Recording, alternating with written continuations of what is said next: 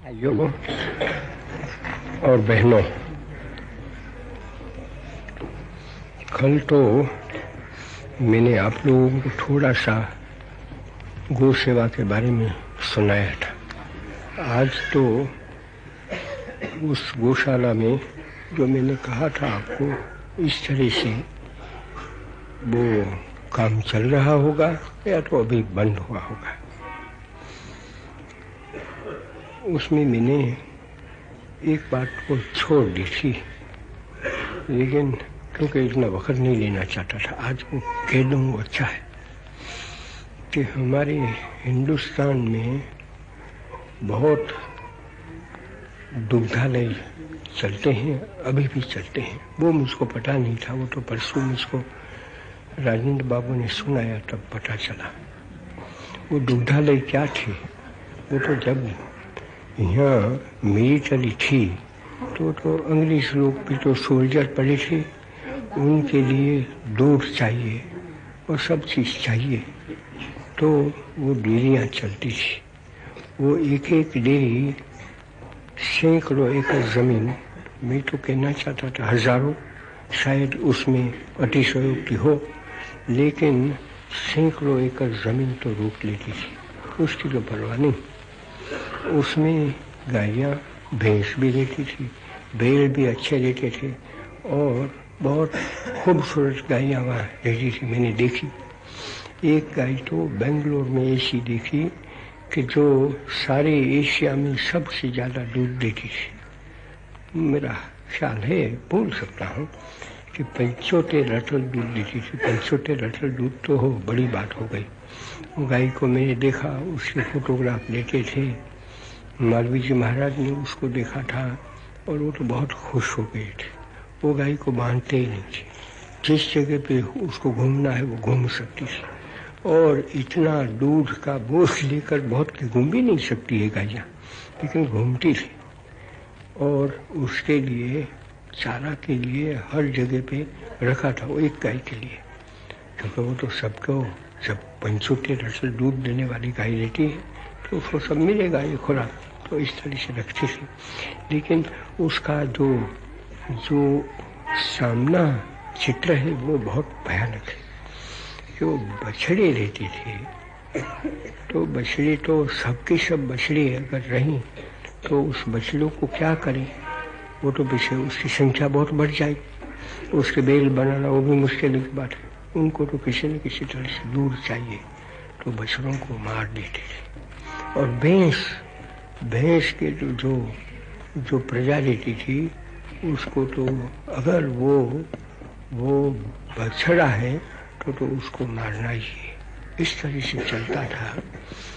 लेकिन वो तो हम सब सहन करते थे, कोई जानते नहीं थे, ऐसा नहीं था। लेकिन दबी जबान से बोल सकते हैं इस बारे में, दबी कलम से लिख सकते थे, बहुत नहीं लिख सकते हैं, लेकिन इस तरह से चलता था। और इतनी ज़मीन वो भी उसमें चली जाती थी। अभी वही चीज़ जिसमें करोड़ों रुपया मेरी निगाह में करीब करीब बर्बाद, सब तो नहीं होते हैं लेकिन होते हैं। तो आज तो हमारे पास जो सोल्जर हैं वो तो हमारे ही हैं, उनके लिए वो सब ज़रूरत हो नहीं सकती है, उनके लिए इतना खर्च होना नहीं चाहिए। तो वो अगर बच जाए और इतनी बछड़े वगैरह को मारा जाता है, वो सब बच जाए, तो कितनी हत्या में से हम बच जाते हैं। और वो तो हुकूमत का काम है। बाकी बात तो चल रही है गाय को बचाने का, कि सारे हिंदुस्तान में कानून करो, वो तो कानून चल नहीं सकता है। हिंदू तो जैसे आज निर्दय हैं और कमज़ोर हैं, कोई उसका शास्त्र का अभ्यास नहीं करते, ऐसे रहे, इस तरह से चलता है। तो इस सिलसिले में मैं जानता हूँ, फिर कल भी मैंने इशारा तो किया था कि सबसे बड़ा पुस्तक हिंदुस्तान में तो सतीश चंद्र दासगुप्त का है। उनको मैं तो, मेरे ही साथी है, मेरे साथ काम करने वाले हैं, तो जानता हूँ। वो पुस्तक मैंने तो पढ़ लिया है, बड़ा होना चाहिए, क्योंकि सारी दुनिया में गाय की कीमत क्या की जाती है, भैंस की क्या है, और भैंस और गाय का मुकाबला क्या है, उसमें भी गाय कितनी बढ़ जाती है, कितना काम हमको देती है। उसमें से जो बेल पैदा होते हैं वो सब चाहिए। भैंस में से सारी भैंस की जो प्रजा है वो हमको खेतों में काम नहीं आता है।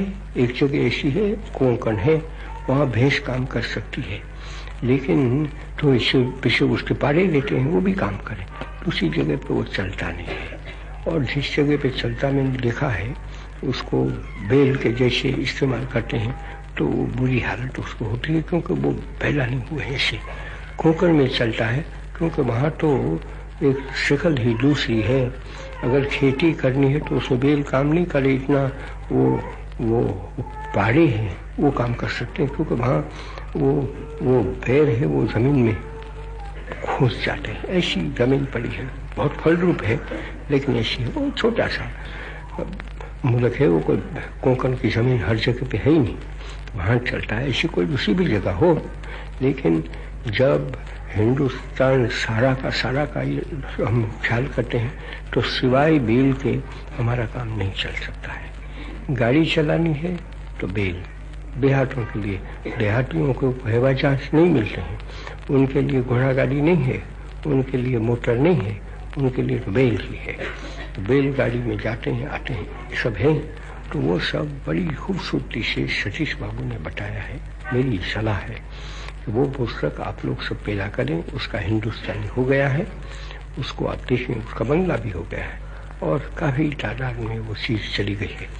उसको सुनाया था जब मैं नौखादी में था, तब सतीश बाबू ने वो सब चीज़ें तो खप गई, अभी तो दूसरी आवृत्ति निकालने की चेष्टा करते हैं, ऐसा मुझको कुछ कहते थे। तो वो एक बात है आपको कहने की। अभी एक भाई लिखते हैं मुझको कि हिंदू कौन और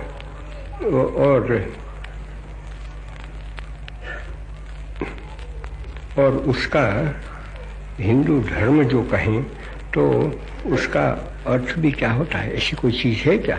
अगर हिंदू नहीं है तो वैसे हिंदू धर्म नहीं है, लेकिन हिंदू है तो सही, वो कोई ऐसी चीज़ नहीं है और आजकल की चीज़ नहीं है। लेकिन हाँ ऐसा है, वैदिक काल को देखें तो उसमें हिंदू शब्द नहीं था। हिंदू शब्द तो ऐसा कहते हैं, मैं तो कोई इतिहासकार नहीं हूँ, एक बड़ी हुई बात सुनाता हूँ। कहते हैं कि जब वो मुसलमानों का आक्रमण हुआ और उसके पहले सिकंदर का, तो बादशाह सिकंदर वो तो बड़ा लड़ने वाला आदमी था, तो उसमें पीछे उसके साथ तो ग्रीस के लोग वो इतिहासकार भी रहते थे, वो सब बड़े चतुर थे वो तो। और वो तो हिंदू तो सिंधु और हिंदू एक ही बात हो गई, और ग्रीक में स के बदले में ह आ जाता है, तो वो सिंधु का हिंदू हो गया। तो वो तो नदी का नाम है, तो नदी के इस पार जो रहने वाले हैं वो हिंदू बने, वो सिंधु नदी के नाम पर से इस तरह से नाम हुआ। तो इस पार जो रहते हैं सिंधु नदी के, वो लोग हिंदू बने, और वही लोग जिस धर्म का पालन करते थे उस जमाने में वो हिंदू का धर्म। और उस जमाने में तो हिंदुस्तान में हिंदू का स्थान, उसमें सिर्फ हिंदू नहीं रहते थे, उसमें तो पीछे दूसरे तीसरे लोग भी रह जाते थे, और वो लोग भी इसमें मिश्र हो गए, तो वो उसका धर्म वो हिंदू धर्म बना। तो उस जमाने में तो हमने तो बड़ा काम कर लिया था। अभी वो सिकंदर बादशाह आ गया, उस जमाने में था कि नहीं वो तो मैं नहीं कह सकता हूँ, शायद नहीं, लेकिन बाद में वो हिंदुस्तान और इसमें जो सिंधु नदी के इस बगल रहते हैं वो हिंदू, उसका धर्म। तो उसका धर्म क्या था उस वक़्त, तो पीछे आर्य समाजियों ने बताया कि हिंदू नाम ही हमारे लिए नहीं है, वो तो दूसरे लेते हैं, इससे क्या हुआ, तो हमारा नाम आर्य है, तो इसलिए पीछे आर्य धर्म हुआ। और इसका नाम क्या हुआ, आर्याव्रत, के आर्य लोगों का जो देश वो आर्याव्रत, वो चला कुमारिका से तो उत्तर तक कश्मीर तक, और वहाँ से कराची से तो डिब्रूगढ़ तक वो आर्यावर्त बना। वो एक पुराना हिंदू धर्म को छोड़े तो। लेकिन पीछे हम देखते हैं इतिहास को तो ये हो जाता है कि हिंदू धर्म और आर्यों का धर्म वो एक ही चीज़ है। लेकिन ये कहो कि उन सब धर्म, वो धर्म की जड़ वो वेद है, और वेद में से पीछे दूसरी चीज़ें तो बनी, उपनिषद तो है ही है, पुराण है ही है, और वो पीछे दूसरी चीज़ें बनी, उसमें से जो बना है वो धर्म है। तो उस धर्म में किसी का मेरी निगाह में न द्वेष है, न किसी के साथ रोष है, न लड़ाई है, न कुछ है। तो हिंदू नाम भी है, खासा नाम है आज तो मेरी निगाह में, और मुझको तो बड़ा प्रिय नाम है। क्यों नहीं? हम जिसमें सब मिश्रण हो गया है, सर्वथा वो पीछे शुद्ध वैदिक धर्म कहो, लेकिन शुद्ध वैदिक धर्म है कहाँ?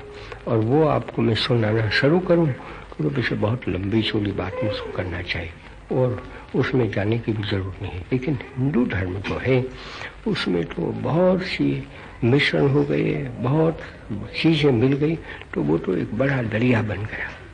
उस दरिया को हम संकुचित किसी हालत में न करें, वो मेरा प्रयत्न रहा है। यहाँ तो मैं बातें करता हूँ उसमें से। तो वो भाई ने जो पूछा है उसका मैंने आप लोगों को तो उत्तर दे दिया। तो मेरा ये मानना है, वो समझ लें वो भाई और दूसरे हैं कि हिंदू धर्म है, वो हिंदू धर्म मेरी उम्मीद है कि जहाँ तक सूर्य चंद्र है वहाँ तक वो रहने वाला है। वो मेरी उम्मीद बर्बाद हो सकती अगर हम बाजी बन जाए, हम बस हिंसामय बन जाए, हम शराबी बने, व्यभिचारी बने, तो कोई धर्म के रक्षक तो वो तो नहीं हो सकते हैं। और जब धर्मी न रहे तो धर्म कहाँ रहेगा? धर्म को तो धर्मी का अवलंबन होना ही चाहिए, सिवाय वो कोई हवाई चीज थोड़ी है। धर्म कि हवा में भरा है वो धर्म है, वो नहीं है। जब वो धर्मी रहते हैं, उसको पालन करने वाले, वो उस धर्म का पालन करते हैं। पीछे वो है, उसका नाम हिंदू है तो हिंदू धर्म हो जाता है, उसका कोई दूसरा नाम निकालो तो वो होता है, वो धर्म है। तो इसलिए मैं तो कहूँगा कि हिंदू जाति भी है, हिंदू धर्म भी है। उसमें क्या है वो मैंने कहा को तुलसीदास ने, मैं क्या कहूँगा। तो उसने तो ये कहा ना कि दया धर्म का मूल है, देह मूल अभिमान, तुलसी दया न छांडिए जब तक घट में प्राण। वो धर्म है हमारा, दूसरा धर्म में पहचानता नहीं हूँ। मुझको कोई पहचानने की दरकार भी नहीं है कि दूसरा धर्म इससे क्या बड़ा हो सकता है। ये हमारा धर्म है। अब एक वो कल मैंने बात की थी, तो ऐसा एक सिलसिला बन गया कि मैंने तो कहा कि वहाँ तो अच्छा है, वो स्वच्छ है। ओखला में, ओखला के कैंप के लिए मैंने नहीं कहा, वो कैंप की बात कर रहा था, उसमें मैंने कहा कि हमारे में ऐसी बुराइयां भी आ गई है, तो बुराइयां भी बता दी थी। तो वो कहने का मतलब नहीं था कि ओखला में है, लेकिन वो जो आश्रित लोग हैं उनमें ये बुराइयां हैं। तो मैं तो काफ़ी ऐसी शिविर को, ऐसी कैंपों को जानता हूँ ना, तो वो इसके लिए एक है, दूसरी के कैंप के लिए दूसरा है, तीसरी कैंप के लिए दूसरा है। तो उसमें लेकिन वो चीज़ चलती है, इसमें शक नहीं है। वो ना हो ना हो, इससे हमें क्या दरकार है। और मैं तो कहूँगा कि इससे किसी को भयग्रस्त होने की या तो चिंता मानने की भी जरूरत तो नहीं रह जाती है। अभी ये यहाँ दिल्ली में एक दफे तो मैंने आपको कहा था कि हम हिंदू धर्म को सुरक्षित नहीं रख सकेंगे अगर हिंदू ऐसा करें कि चलो हम मस्जिदों को ढा दें, क्योंकि मुसलमान मंदिरों को ढाते हैं। उसमें तो मेरे दिल में संदेह नहीं। मुसलमानों से मैंने काफ़ी झगड़ा भी किया है कि क्या इस्लाम को आप बचा सकते हैं? हिंदू ने कोई गुनाह किया है कि वो ईश्वर को मानते हैं, उसकी पूजा करते हैं, तो ईश और पूर्व में पूजा करते हैं। आप लोग पश्चिम में करते हैं, वो पश्चिम पूर्व, वो भी तो एक सापेक्ष शब्द है। एक जगह पे बैठो और काबा का ख्याल करो तो वहाँ से काबा पश्चिम है, वही काबा पूर्व में चला जाएगा। अगर उस बगल बैठो तो वही कहें कि यूरोप में लोग रहते हैं तो यूरोप के लोग काबा को कहाँ से पूजेंगे?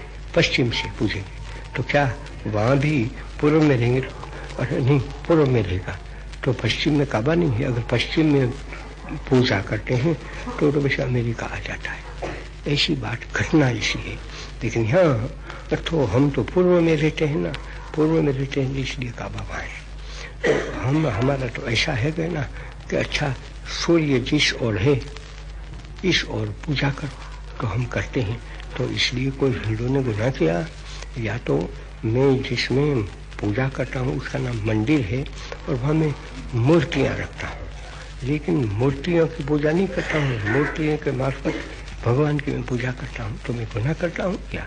लेकिन मानो एक वक्त कि वो पत्थर है वही मेरा भगवान हो गया है, तो उसमें आपको क्या करना है? और आपको ऐसा कहाँ सिखाया है कि जो मैं पत्थर की पूजा करता हूँ इसलिए आप पत्थर को वहाँ से फेंक ले कहीं भी, या तो पत्थर को पलीट करें या तो मुझको मार डाले। वो इस्लाम नहीं है। इस्लाम उसका तो नाम ही ये है कि शांति का धर्म है। उसको इस तरह से गुंडा का धर्म क्यों बनाते हैं? तो वो मैं किस मुँह से कहूँगा एक हिंदू की हैसियत से मुसलमानों को? अगर मैं उनकी मस्जिद है वो सबको ढाला और ऐसा हमने किया, और यहाँ दिल्ली में हो सकता है क्या? होने वाली बात नहीं, लेकिन हमने कर ली है।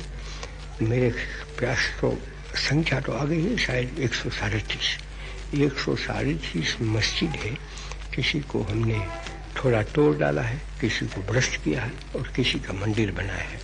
मैं कहता हूँ तीनों पाप है।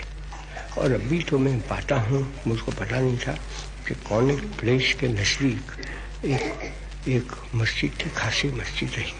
उस मस्जिद का मंदिर बनाया है, वहाँ तिरंगी झंडा चलता है और बस एक बड़ी मूर्ति बिठा दी है।